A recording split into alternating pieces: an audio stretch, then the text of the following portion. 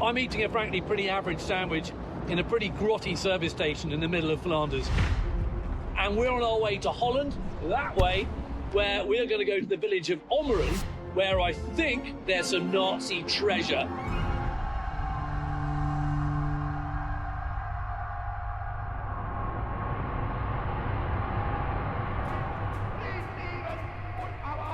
Well, the story's pretty simple. During Operation Market Garden in September 1944, the Rotterdamsche Bank had an explosion.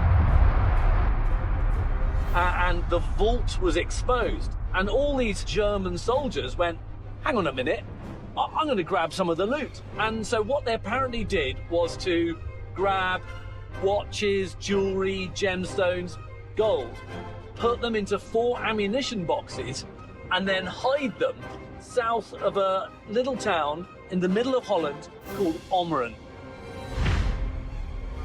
And Ommeren is where I'm going now. Even the treasure is here. But first, I've got to finish my sandwich.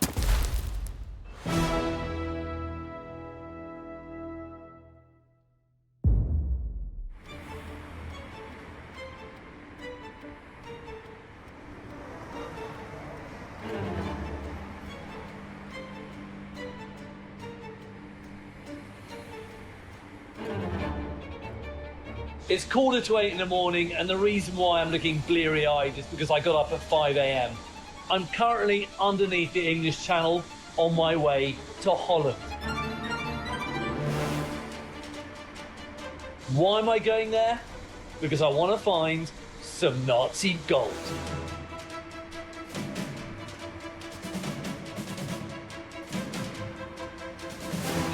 Now, if you're going hunting for Nazi gold, you need all the gear. And I've got it in the back of my Land Rover. Come and have a look. What have I got?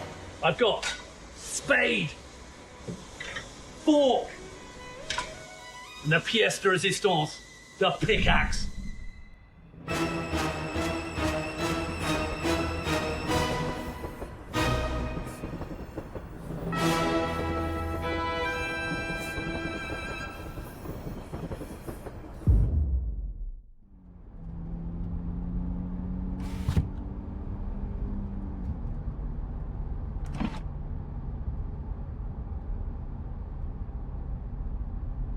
So I'm now driving through Flanders fields in Belgium on my way to Holland, and I thought I'd tell you a little bit about why people think there might be some Nazi treasure where I'm going.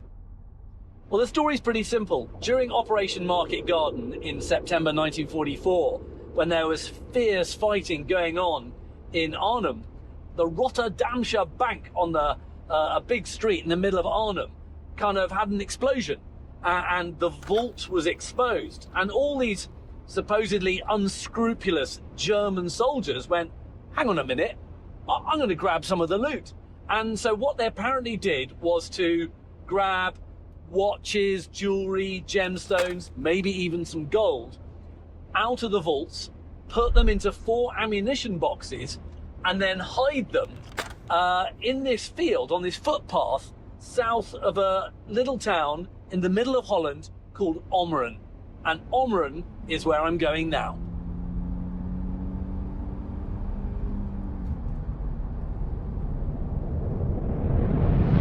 War has struck again.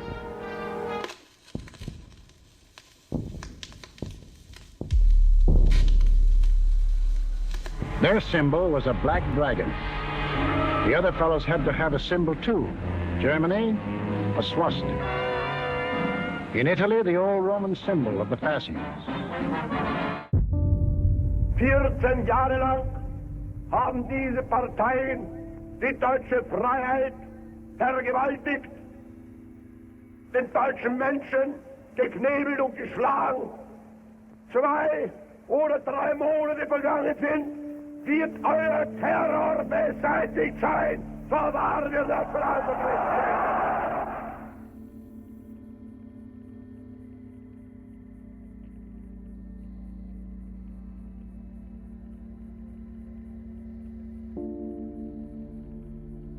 After becoming Chancellor of Germany in 1933, Adolf Hitler swiftly consolidated power, and he made himself Führer, also known as Supreme Leader, in 1934.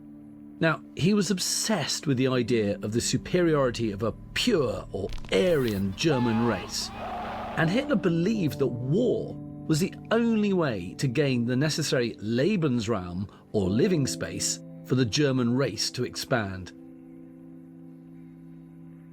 Hitler had always viewed the whole democratic process as simply a means to get into power.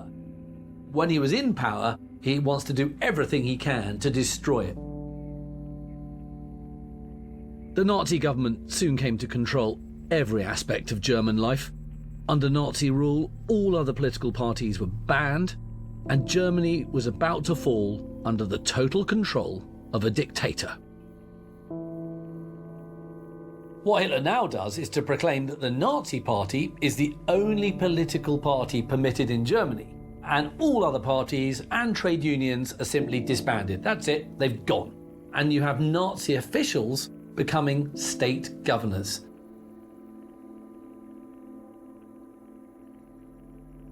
Everybody has got to feel and think in the same way. This is called coming together. This is called Gleichschaltung. And this is a really important part of the kind of Nazi dream, if you like. Everybody's marching in the same direction, doing the same thing together. This is not a place in which individualism is to be encouraged.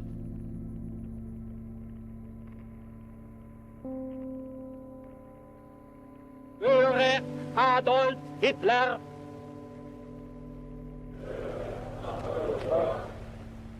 Unverbrüchliche Treue! Unverbrüchliche Treue!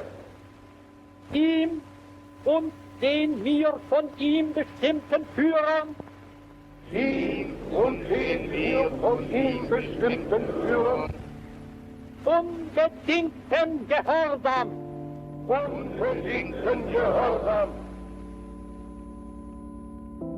die größte Eidesleistung der Geschichte ist geschehen. Der Sieg heil! Sieg heil!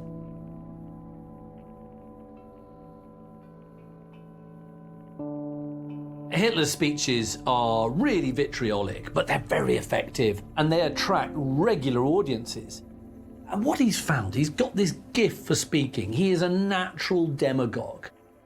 And he's really good at using populist themes, and he labels scapegoats for losing the war, you name it, Jews, communists.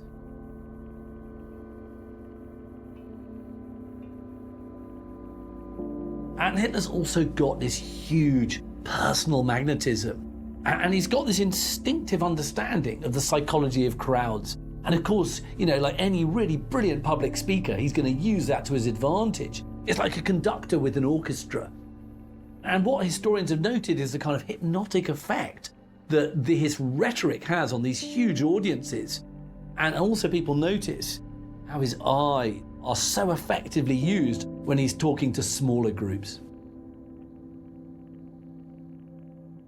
In uns selbst allein liegt die Zukunft des deutschen Volkes.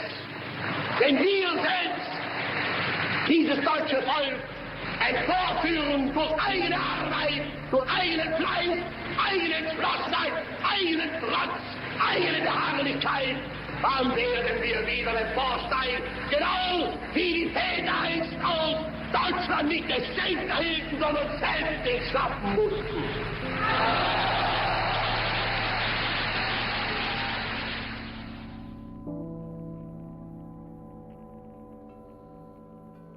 You've got to remember that for the first few years of the Nazis being in power, they never really felt as in power as we may today think them to be. Of course, by the time the war broke out, they had absolute control of Germany. The vast, overwhelming majority of people who voted for Adolf Hitler, who looked at Adolf Hitler in the late 1920s and early 1930s, suspected the person they were electing would end up committing one of the worst genocides the world has ever seen. But to your average voter, in Germany before the Nazis came to power, he looked like someone who had some solutions. He looked like someone who had vigor. Around them are other nations already inoculated with the fascist fever. But of the fascist nations in Europe today, Germany emerges as the supreme example. Democracy is destroyed. The dictator is a demigod who can do no wrong. Propaganda dominates the nation's mind. Nazi Germany faces her destiny with one of the great war machines in history.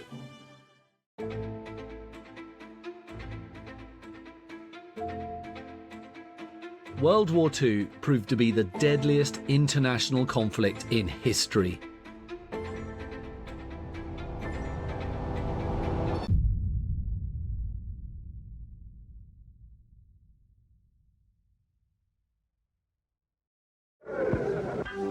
In London, Britain's King and Prime Minister received pledges from 14 governments for a fight to the finish.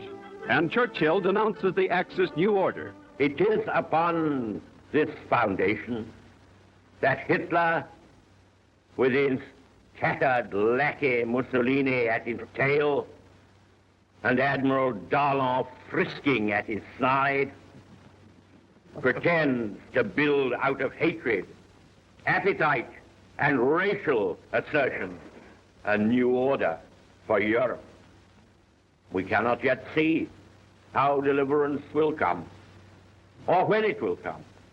But nothing is more certain than that every trace of Hitler's footsteps, every stain of his infected and corroding fingers will be sponged and purged, and if need be, blasted from the surface of the earth.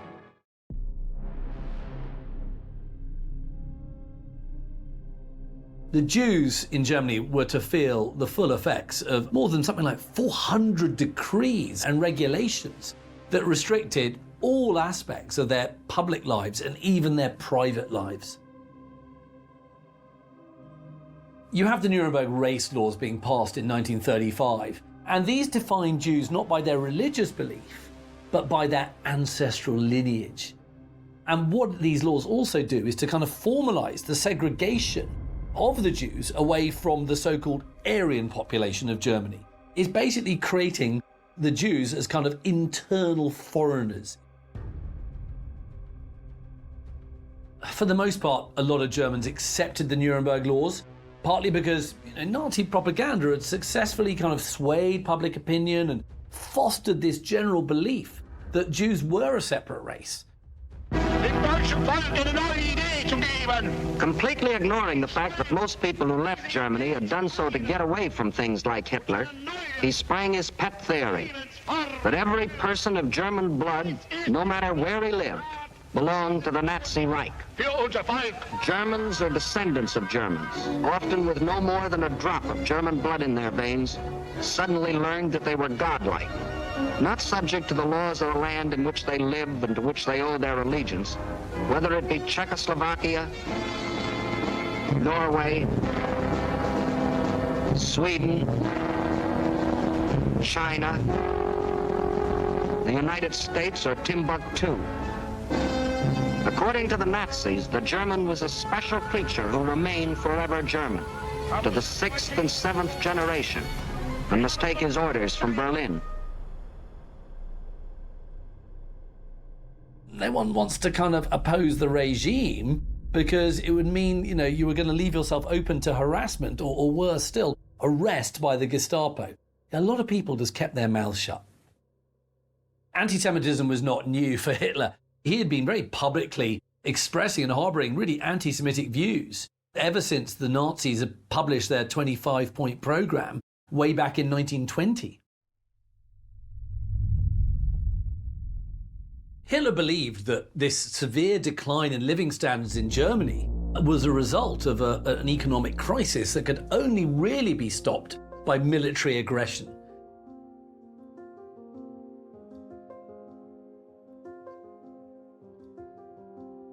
In the mid-1930s, Hitler secretly began the rearmament of Germany. Now, this was a violation of the Versailles Treaty. After signing alliances with Italy and Japan against the Soviet Union, Hitler sent troops to occupy Austria in 1938, and in the following year he annexed Czechoslovakia. Hitler's open aggression went unchecked, as the United States and the Soviet Union were concentrating on internal politics at the time, and neither France nor Britain were eager for confrontation. Hitler had long planned an invasion of Poland, a nation to which Great Britain and France had guaranteed military support if it were attacked by Germany. The pact with Stalin meant that Hitler would not face a war on two fronts once he invaded Poland, and he would even have Soviet assistance in conquering and dividing the nation itself. In public, Hitler assured the Germans, "Mr. Churchill tells his people that England will win, but I tell you that victory will belong to Germany." But in private, he sent for Goering, the boss of the Luftwaffe, and put him on the hot seat. Goering was told to do something and do it quick. So on August 30th, he ordered all-out attacks on inland aerodromes and industrial centers. Maybe he could knock out the RAF on the assembly line. And he adopted new tactics, too. More fighters and fewer bombers. Or maybe he just had fewer bombers to send.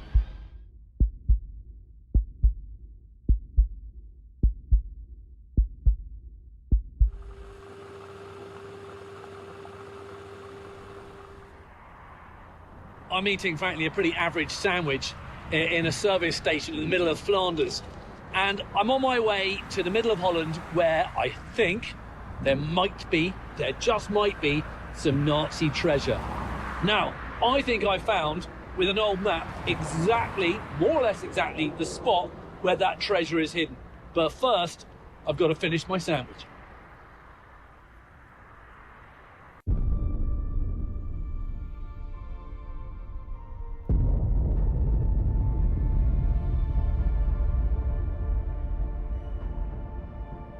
The Second World War was the largest and deadliest conflict in human history.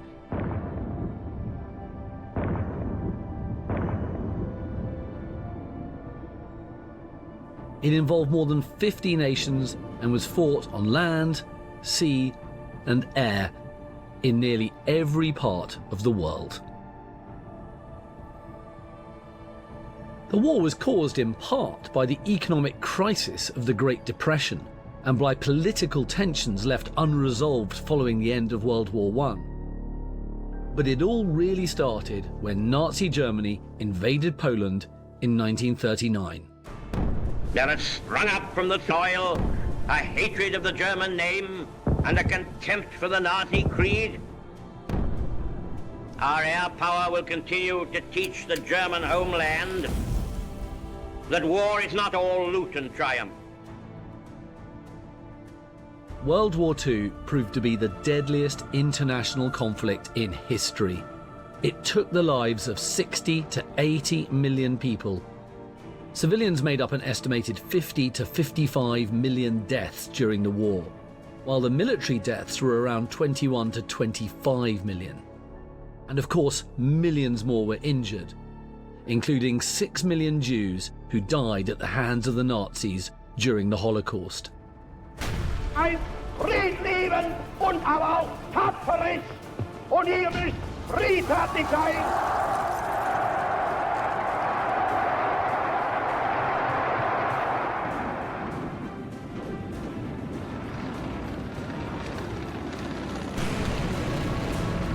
We shall break up and derange every effort which Hitler makes to systematize and consolidate his subjugation.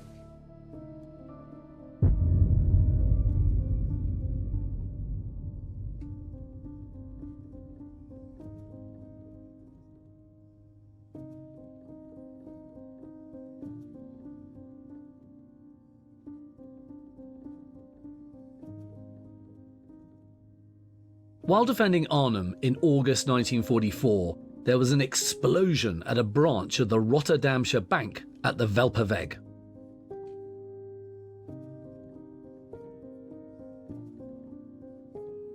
German soldiers on the spot filled their pockets with any loot they could carry, and it was estimated to be worth several million.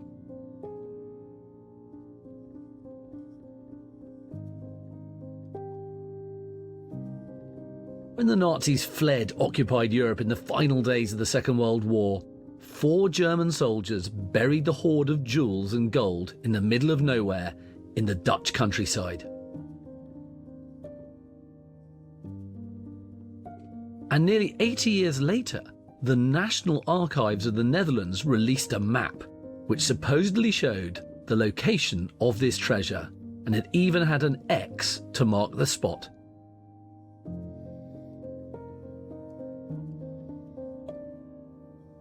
In the summer of 1944, the Allies launched a daring airborne operation to secure the River Rhine crossings and advance into northern Germany. Although it ultimately failed to achieve its objectives, the determination and courage shown by the airborne troops and the units that assisted them made Market Garden one of the Second World War's most famous battles. But in these 28 days, the Nazis lost 900 planes and their crews. The more they sent over, the more were shot down. The British Spitfire had proved to be one of the deadliest weapons ever put in the hands of man. If this kept up, pretty soon no more Luftwaffe.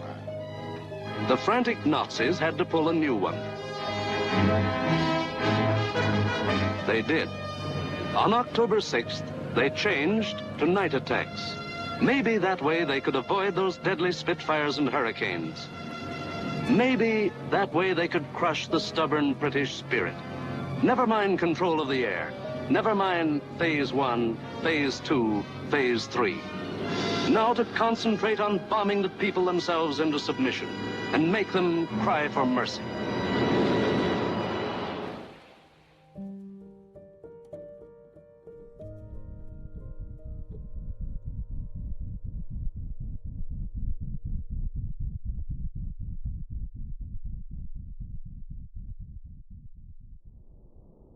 The Allies launched this daring airborne operation to secure the River Rhine crossings and to advance into northern Germany, with the idea that this would shorten the war.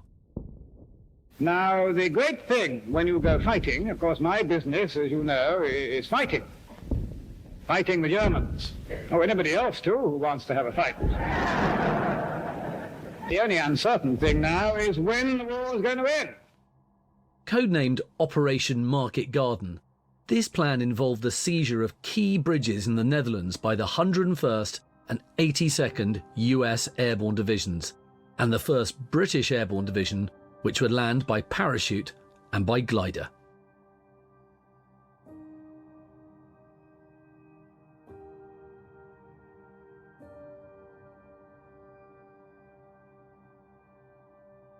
If successful, the plan would liberate the Netherlands, outflank Germany's formidable frontier defences, the Siegfried Line, and make it possible for an armoured drive into the Ruhr, Germany's industrial heartland.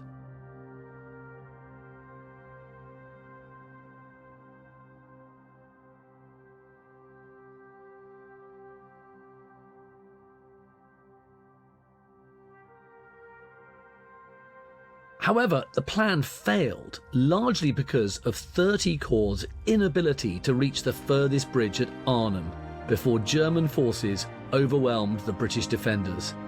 Allied intelligence had failed to detect the presence of German tanks, including elements of 2 SS Panzer divisions.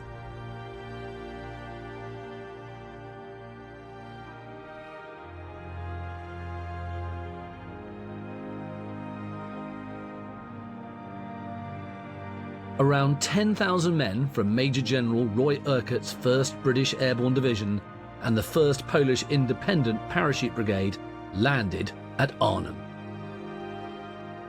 But their landing zones were 11 kilometres from the bridge at Arnhem. Only 1 battalion reached the objective, while the remaining soldiers were squeezed into a pocket at Oosterbeek to the west. Apart from a few anti-tank guns and howitzers modified to fit inside gliders, the lightly armed airborne troops had very few heavy weapons with which to resist those tanks.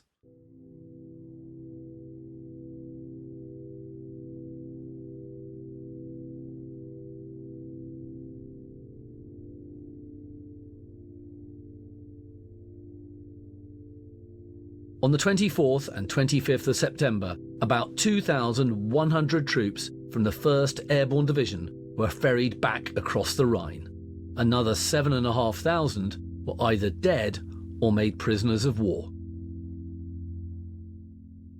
The crossing of the Rhine and the capture of Germany's industrial heartland was delayed for 6 months.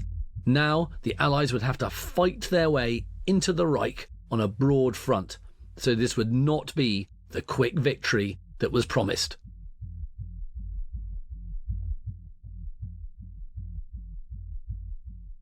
Despite being seen as a costly failure, Operation Market Garden remains a remarkable feat of arms. This is not just because of its strategic ambition, but because of the determination and sheer guts shown by Allied airborne troops and the units that tried to reach them.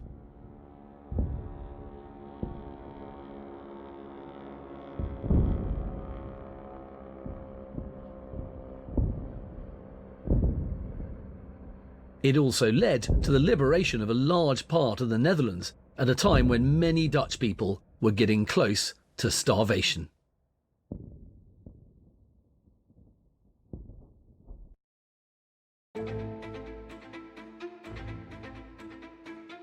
I've got the map on my phone, so I think it's just the other side of those trees.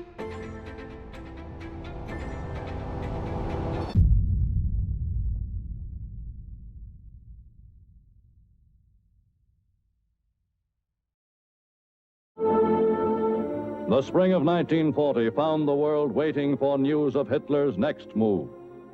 Holland, mobilized behind her dikes and bridges, prepared to defend herself by letting in the sea. But for months, a fifth column of traitors and spies had been crossing Dutch borders from neighboring Germany undetected.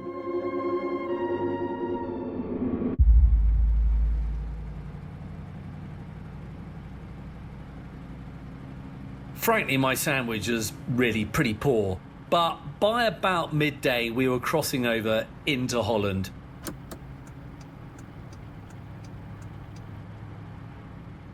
By about lunchtime we were in Omeren. Right, we are south of Omeren and we are about, I think, about maybe 100 yards away from where the Nazi gold might be buried. So I think it's just the other side of those trees down this path here.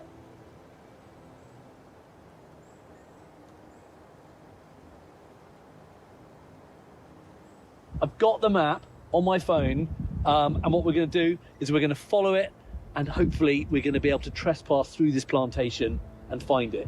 And then if that works, I'm going to come back with a pickaxe.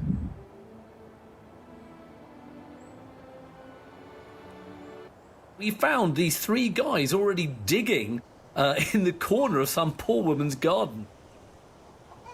But the way they were digging and the way they were using their metal detector, I just thought these guys really didn't know what they were doing.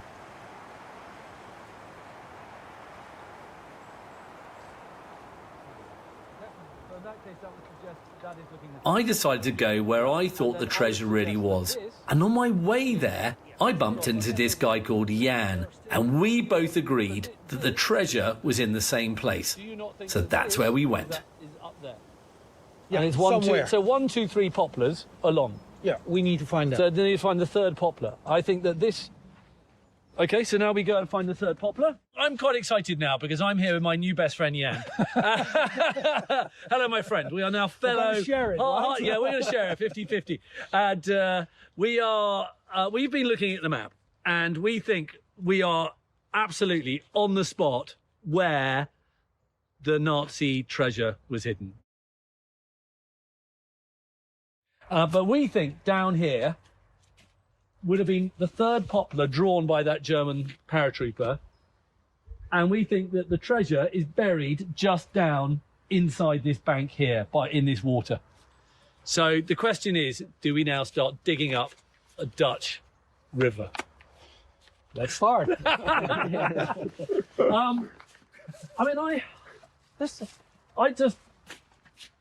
doubting? It's It's know, about I'm not doubting. millions. I just need to go and get some proper gumboots on and get in the river. Who owns it? An amazing Well, should we have a little look? Let's have a little look. Let's put my notebook down. We need a detector. We need a detector. So should we join forces with the other guy and ask him if he wants to bring his detector here? And see how he's doing. The ramifications of Operation Market Garden's failure were enormous. The war did not wrap up by Christmas. Instead, the Germans hung on for 4 more months. The advance to Berlin cost thousands of civilian lives that could have been saved if Operation Market Garden had succeeded, and not to mention the lives lost in the operation itself. There came only months of hardship for the Dutch people left behind, who had prematurely celebrated their liberation on Sunday the 17th of September. Approximately 453 civilians were killed during the battle in and around Arnhem, and they had not been freed from their oppressors, and their homes were in ruins. As soon as the fighting was over, the survivors were ordered to leave the area, and, taking only a small amount of their possessions, began the long and aimless march north.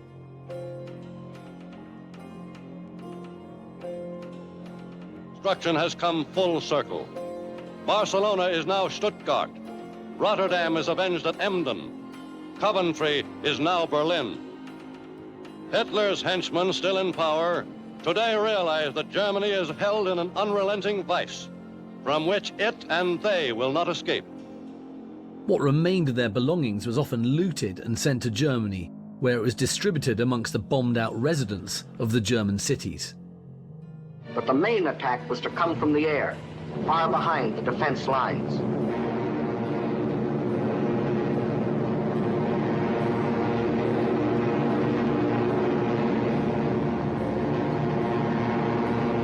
Were landed in this manner. Before the stunned citizens of Rotterdam even knew they were at war, these troops, aided by well-trained fifth columnists, quickly captured the airport and outlying sections of the city. Desperately short of food, the winter months were particularly severe for the Dutch, and 18,000 civilians died. The Arnhem area would remain in German hands until April 1945. The story of the hidden Nazi gold comes largely from a former German soldier known as Helmut Zonder, who was overheard bragging about the gold by a police informant in his hometown of Baden-Baden in mid-1946. In the Netherlands, the Ministry of Finance subdivision, known as the CVO, is charged with investigating the alleged treasure. The CVO brings Zonder to the Netherlands in June 1947 to assist in the search.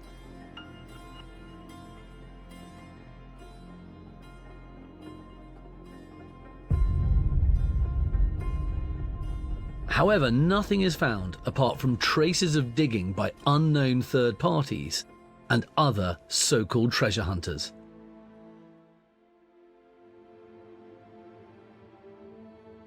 At the end of 1947, the file is closed after a senior official had already concluded there could only be 3 possibilities. Possibility number 1, Zonder's story is entirely made up. Possibility number 2 is that the boxes were dug up by some random people familiar with where the treasure was hidden. Possibility number 3 is that personnel of the CVO abused their knowledge of the tip-off between December and May and helped themselves to the treasure. However, others did choose to take the story seriously, as the Germans had completely looted Arnhem after the battle.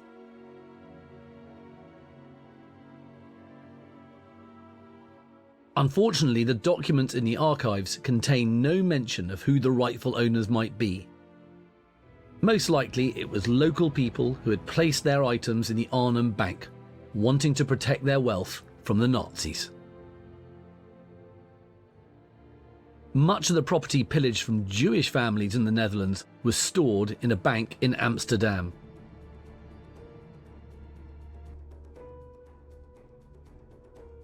In the aftermath of the war, investigators concluded the loot was worth pursuing because it was estimated to be worth millions.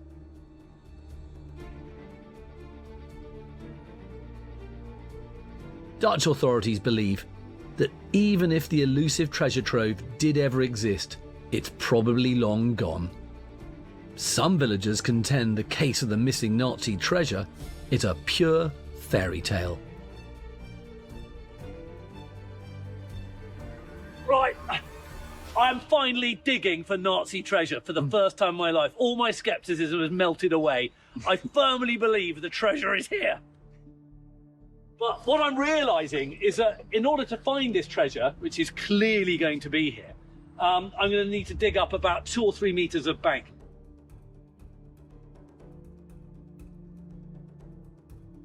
We dug, and what we realised is that we needed some professional help. So we enlisted the help of a metal detectorist.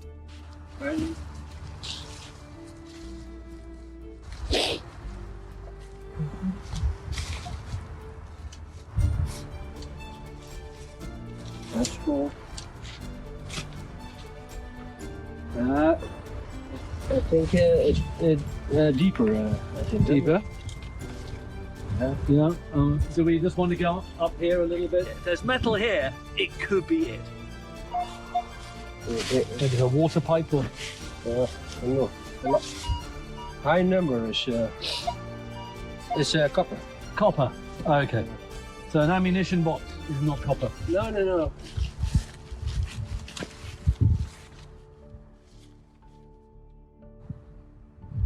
Iron. You can hear it.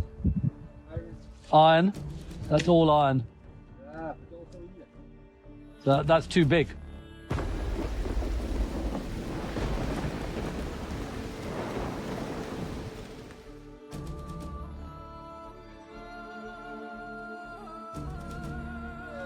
That one and it's all iron. That's all iron. Yeah.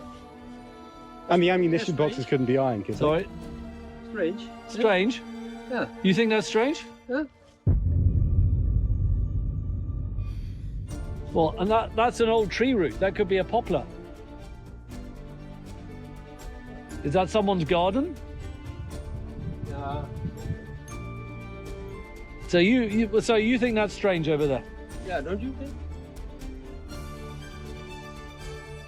And he swept the riverbank, and we then dug a little bit more, we swept a little bit more, and we realised that actually we were getting nowhere and very dirty.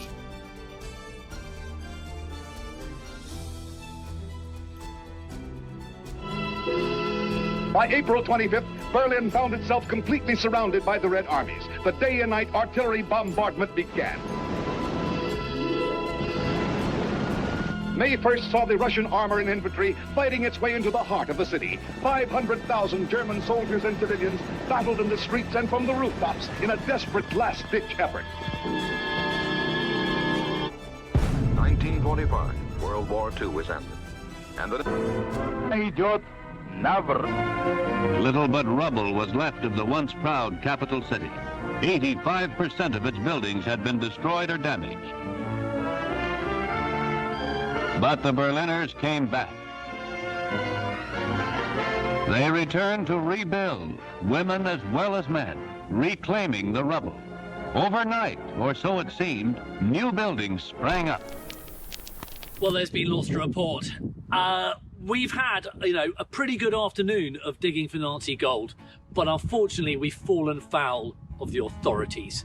My team of trusty helpers, my son William and his great mate Magnus, they've been given a stern bollocking by the police. You're not allowed to dig here in case you blow up with undiscovered hand grenades, and had to produce their driving licenses for the Dutch authorities. So they are now marked men. So this hunting for Nazi gold, gets you into trouble. One might speculate whether this is all part of some sinister cover-up by the Dutch government to stop people finding their Nazi treasure. That could be the case, or it just could be that the park keeper doesn't really like people digging up his park, hunting for treasure that may well not be here. But it does remain to be seen whether that mound behind me, somewhere in here, which sent the metal detector a little bit crazy, whether there could just be under there 4 ammunition boxes of Nazi treasure. Part of me wants to think there will be, but in all honesty, I think this has been the most glorious waste of time. Bruised and suffering world stirred again to the triumphant strains of victory. For the soldier, it was the proud end of a long and arduous road. 6 months after victory in Europe, Remembrance Day has dawned again, bringing with it the memories of 2 generations' sacrifice in the name of freedom. 6 months ago, 3 victorious allies linked hands on the soil of defeated Germany. Today, the people of Britain gather together in the name of those who gave their lives in the 2 greatest wars of history. We didn't find any Nazi gold or treasure yesterday, but, what we did find was the fact that you never know. I know until this point, I was always incredibly skeptical about whether there was any hidden Nazi gold, hidden Nazi treasure, and I'd always tell people, in the TV world, forget about making a documentary about finding any. If you want to find Nazi gold, it's under the streets of Zurich. But I think what yesterday has taught me is that you just never know. Anyway, there's the clock striking. It's time to head home. 410 miles back to Wiltshire.